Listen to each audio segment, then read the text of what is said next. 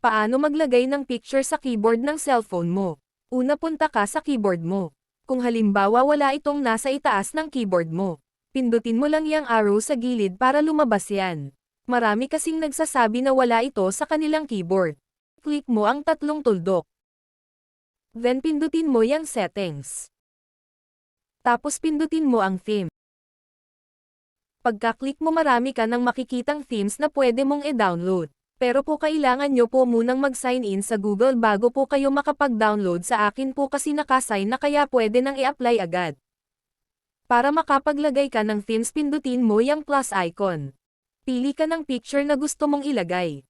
Kung nakapili ka na ng picture na ilalagay mo, pwede mo siyang i-adjust kung paano palakihin or paliitin ang picture na makikita sa keyboard mo. Kapag tapos ka na, next mo na.